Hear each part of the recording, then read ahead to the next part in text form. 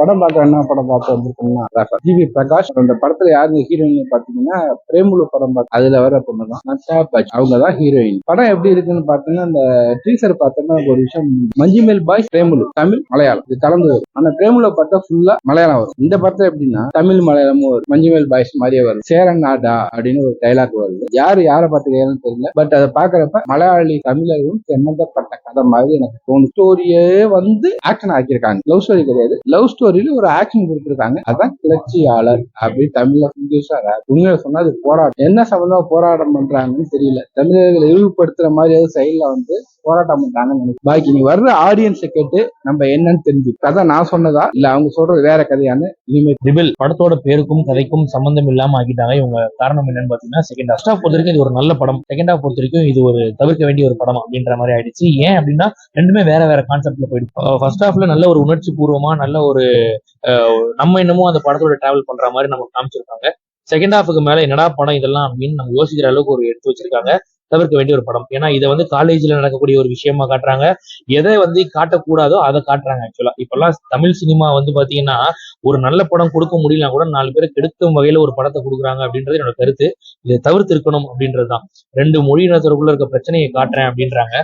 இது வந்து பிரச்சனையை காட்டுறேன் அப்படின்ற பேர்ல நீங்க இனிமேல் தான் பிரச்சனையை உண்டு பண்ற மாதிரி ஒரு விஷயத்த காட்டுறீங்க, அதை தவிர்க்கணும்.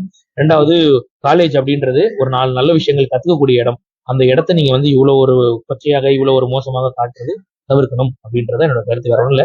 ஜிவியை பொறுத்த வரைக்கும் ஆக்டிங் சூப்பரா இருக்கு. ஏன்னா ஸ்கூல் பையன் மாதிரி இருந்தாலும் ஆக்டிங் நல்லா இருக்கு, மியூசிக் நல்லா பண்றாரு, ஸ்கிரிப்டை கொஞ்சம் கேட்டுட்டு நடிங்க அப்படின்றத என்னோட கருத்து. வேற ஒண்ணுமே இல்ல. ரிபல் பேருக்கும் படத்தோட டைட்டிலுக்கும் சம்பந்தமே இல்லை. கம்யூனிஸ்டவாதி மாதிரி ஃபுல்லாவே இருக்குது. இல்ல இதுல இந்த படத்துல கூட கம்யூனிசத்தை பத்தி பேசுவாங்க. கம்யூனிசம் அப்படின்றது ஒரு நல்ல விஷயங்கள் தான், சரிங்களா? இங்க இருக்க கம்யூனிசத்தை பத்தி பேசல, அவங்க அதையும் படத்திலேயே குறிப்பிட்டு சொல்லியிருக்காங்க. என்னன்னா கம்யூனிசம் சிவப்பு கொடின்றது நல்லதுதான், ஆனா அது யார்கிட்ட இருக்குன்றதான விஷயம். இங்க கெட்டவங்க கையில இருக்கு, அவ்வளவுதான் பேசுறாங்க. வரும்ல, படம் முழுக்க பாலிடிக்ஸை பத்தி தான் பேசிட்டு இருக்காங்க. அந்த பாலிடிக்ஸ் கூட நல்ல விதத்துல பண்ணணும்ன்ற மாதிரி சொல்லாம பாலிடிக்ஸ் பண்றவங்க எல்லாம் கெட்டவன்ற மாதிரி காட்டுறாங்க. இது பார்த்தா ஜாதி அரசியல் குடும்ப அரசியல்ன்ற மாதிரி காட்டுறாங்க. அதெல்லாம் தவிர்த்துருக்கணும், தேவையில்லை அப்படின்றதுதான். ஹீரோயின் நான் ப்ராப்பரா யூஸ் பண்ணல. அந்த மமிதா பைஜூ எல்லாம் வந்து பாத்தீங்கன்னா இந்த பிரேமலூர்ல எல்லாம் வந்து நல்லா பண்ணியிருந்தாங்க, ப்ராப்பரா யூட்டிலைஸ் பண்ணிருக்கணும். ஃபர்ஸ்ட் ஹாஃப் வரைக்கும் ஒரு நல்ல ஒரு லவ் ஸ்டோரி சூப்பரா போச்சு. அதை அப்படியே ஃபர்ஸ்ட் ஹாஃப்லயே பாதியில கட் பண்ணி விட்டாங்க. செகண்ட் ஹாஃப் மேல 2 பேரும் ஆப்போனண்டா வந்து நிக்கிறாங்க. அதெல்லாம் தேவையில்லாத அனிமல் தான் இருக்கு. ஏதாவது ஒண்ணு ஒழுங்கா நீங்க என்ன பண்ணிருக்கணும்னா ஒரு எமோஷனலி கொண்டு போகணும். நீங்க ஒரு லவ் சென்டிமெண்ட்டை கொண்டு போயிட்டு இவனுங்க படுற கஷ்டத்துக்கும் அதையும் இதையும் அப்படியே 3த்தையும் மேட்ச் பண்ணியே செகண்ட் ஹாஃப் கொண்டு வந்தா நல்ல படமா இருந்திருக்கும். இப்படியே கம்ப்ளீட்டா வேற படமா கொண்டு போயிட்டாங்க. ஃபர்ஸ்ட் ஹாஃப் பொறுத்த வரைக்கும் ஒரு இயல்பான ஒருத்தன் வெளியூர்ல இருந்து இங்க வந்து என்னென்ன பிரச்சனைகளை அனுபவிக்கிறான், அவனுக்குள்ள இருக்க ஃபீலிங்ஸ் அதை அப்படியே செகண்ட் ஹாஃப் மேல இவனே என்னமோ அந்த இடத்த ஆள்ற மாதிரி ஒரு விஷயத்த பண்ணுவாங்க. அது பிராக்டிகலி செட் ஆகாது. இல்ல எது ஒண்ணுமே வந்து ஒரு ஒரு இயல்பு தன்மையோட இருக்கணும் ஒரு கதை அப்படின்னு இங்க இல்ல. இது வந்து தவிர்க்க வேண்டிய ஒரு படம்.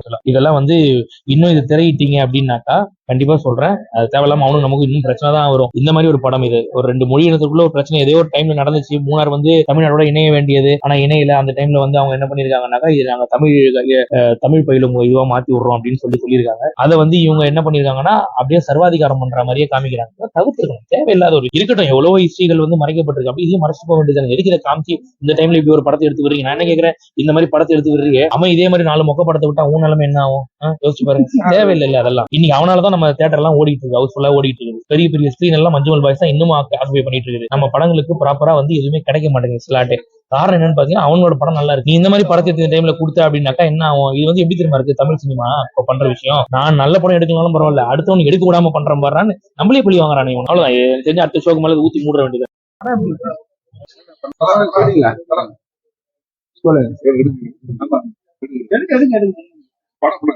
படம் நல்லா எடுத்திருக்காரு.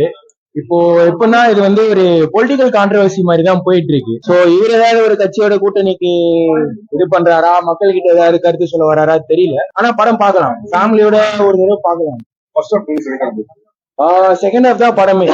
ஃபர்ஸ்ட் ஹாஃப் வந்து சுமார் தான், செகண்ட் ஹாஃப் தான் படம் நல்லா எடுத்திருக்காங்க. இது வந்து எப்படின்னா தமிழர்களை வந்து கேரளாக்காரங்க தாழ்த்துறாங்க, அந்த தமிழ் மக்களோட உரிமைக்காக திருப்பி போராடி மெசேஜ் சொல்லியிருக்காரு. சோ இது பொலிட்டிக்கலா தான் நிறைய இன்ஃபுளுன்ஸ் ஆகும். ஃபேமிலியோட பார்க்கலாம்.